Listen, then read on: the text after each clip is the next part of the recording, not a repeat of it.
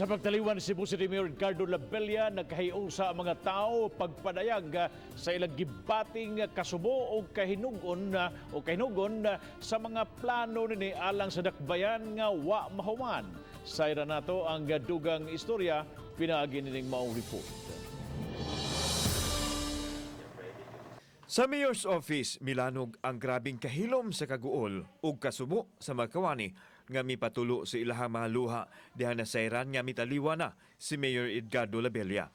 Ang iyang Chief of Staff nga si Attorney Maro, bisan og nasayod na sa talandugon nga kondisyon sa mayor, apan nakugang gihapon sa kamatuoran nga wa na ang iyang giisip nga amahan sa City Hall. Niyag yung lesson nga gitudlo nako. One of the first lessons he told me was that your character is revealed kung how you treat people who can do nothing for you. Every time nga, okay ang among coverage, like sa'yo may magsugod o may maulay mo text na siya nga, you did well today, thank you kaayo. Sa Legislative Department, usa sa nakabangga ni Mayor Labella kung mga isyu na sa dakbayan ang hisgutan, mao si Opposition Councilor Alvin Dizon.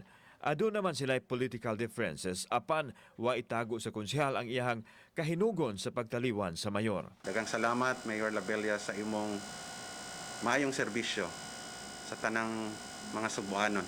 Wala man mahuman ni Cebu City Mayor Edgardo Labella ang iyang termino apan alang sa mga Cebuanon nga iyang niserbisyohan, nagbilin kini og dakong ligasiya ilabi na sa panahon sa pandemya.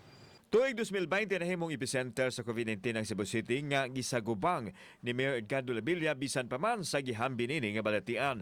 Kaniadtong tungora, wa siya magpakita og kaluya.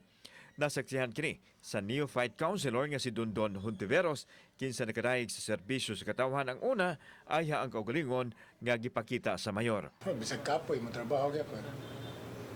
I think that best describes him when he's tired, when if there's something to do, he would do it. Labaw sa tanan ang mga ordinaryong tao nga nasuod sa mayor, nagbangutan usab sa ihang pagtaliwan. Nag-all mi sir oy.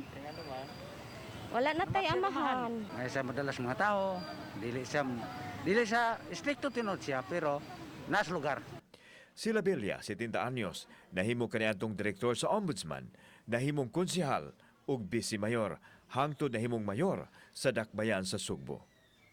Kauban si Cleofer Lumayag, ako si Alan Domingo. Balitang Bisdak.